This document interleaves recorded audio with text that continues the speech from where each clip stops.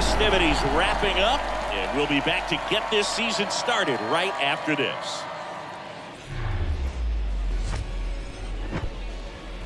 And welcome into the ballpark. Happy to have you with us. Opening day baseball on the show. It's the Arizona Diamondbacks taking on the Los Angeles Dodgers.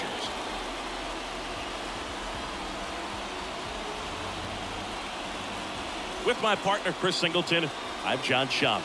So the Arizona Diamondbacks looking like a team that could make some noise. It's a strong roster to start the year. Where do you think they stack up among the league's best? Well, Boog, they're definitely contenders, no doubt about that. Plenty of talent on this roster. Maybe not a juggernaut, but a good team. And I think they might need to patch some holes at some point, though. Yeah, time will tell, of course, but I agree with you. They look like they're set up to play meaningful baseball all the way to game 162, maybe beyond. First pitch coming your way next.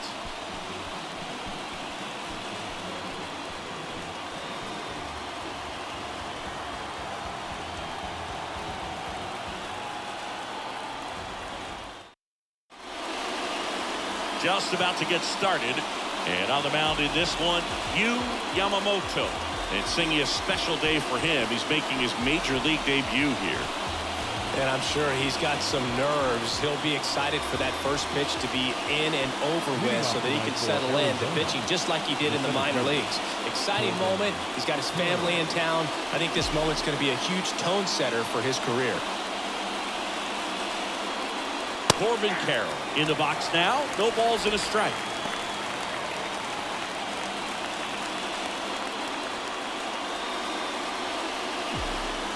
And the right-hander deals. So a pitcher making his major league debut and getting the opening day start. Not something we see very often. No kidding, Boog. And just look around the league here on opening day. You'll see a lot of proven aces getting the start. So they're hoping that that's what he can be for this organization. Someone who can start a bunch of opening days for them in the future as well. Off the mark there. 2 balls, 2 strikes.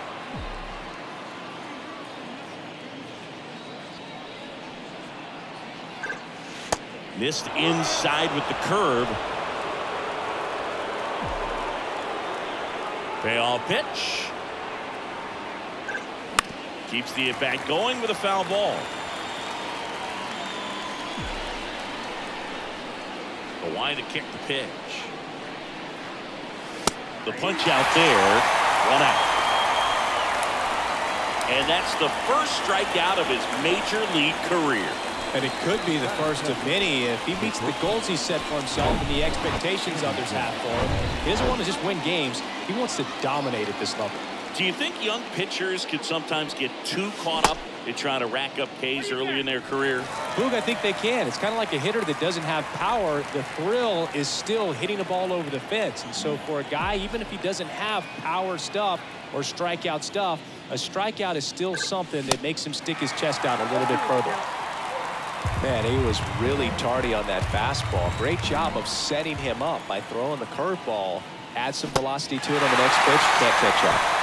Swing and a miss. Struck him out. 2 away.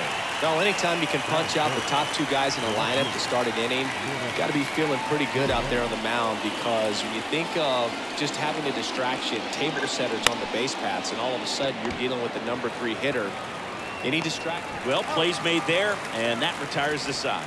We're midway in inning number 1. And now the Dodgers get a crack at it. No score. Back here at the ballpark.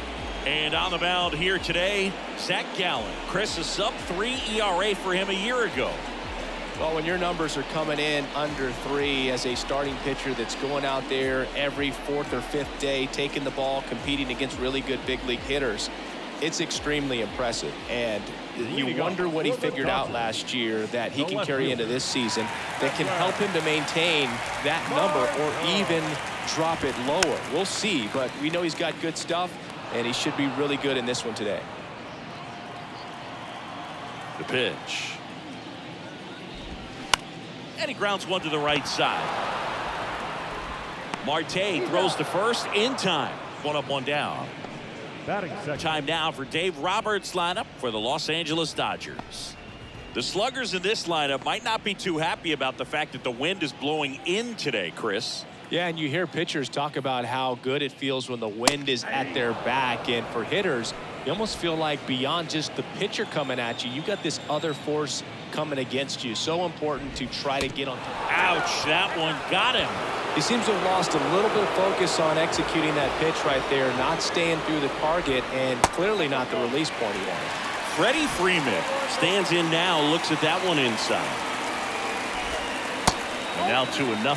Pitchers and catchers have a unique bond in general, but Gallen and Carson Kelly actually lived together for a while when they played at AAA. Technically, it was Kelly's apartment, and Gallen slept on an air mattress. Got to do what you got to do coming through the minor leagues, but that can definitely help to strengthen that bond, be on the same page when you get into the ballgame.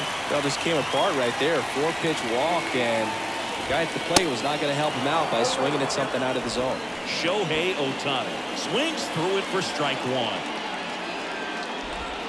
Next offering is in for a strike. The last thing he wants is to hit the ball on the ground, but I wouldn't expect many pitches up in the zone. Got him! 2 gone now. Well, you got to be ready to swing the bat with a runner in scoring position and 2 strikes. Just put the ball in place somewhere, and you got a chance. Very frustrating for him, I'm sure. See if the next guy can pick him up. And now it's Mookie Betts. And that's in there for strike one. And a strike in there. And at bat like this is almost over as it begins. In this situation, you have no idea what the next pitch is going to be. You just got to hope that you can make contact. First and second, 2 down. Pretty good pitch there to take a rip at. He wants to get his arms extended. He likes the ball.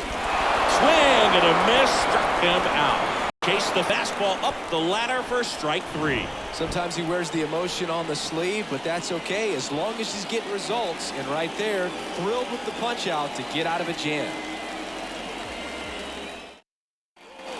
And welcome back. Digging in, Eugenio Suarez. He is very much your typical power hitter. I'd say he falls into the 3 true outcomes category. Well, we've seen more and more of that lately. The ability to drive the ball to slug is getting heavily favored over any discipline or strikeout concerns. There's a strike. Looks like he went up there guessing on the first pitch and was going to sell out to it. Didn't make any contact, though. That one's in there. That's strike 2.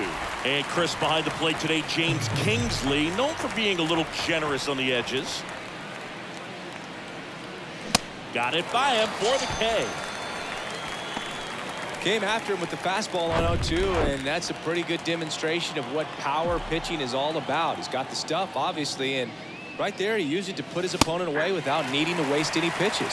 Christian Walker, batting with 1 down, takes the strike. 0-2 as he waves at that one. Cold night like tonight, last thing you want to do as a hitter is get jammed or even off the end. Trying to find that sweet spot on the bat. Tell you what, you're going to be trying to catch things out front, so off-speed pitches may be a good complement to that fastball. Up to the plate, it's Brandon Belt. He was late there, strike 1. Brandon Belt, who grew up in Texas, played his college ball at the University of Texas, and then went on to win World Series with the Giants in 2012 and 2014. They called him the captain for a couple of years. Yeah, and I remember Bruce Bochy talking about Brandon Belt when he was just coming up to the big leagues and said he was a left-handed Buster Posey.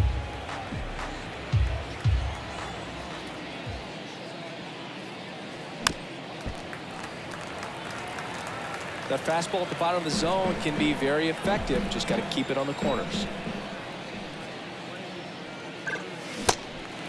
In the dirt. In plenty of time to first, and it's a 1-2-3 inning. We'll go to the bottom of the second. No score.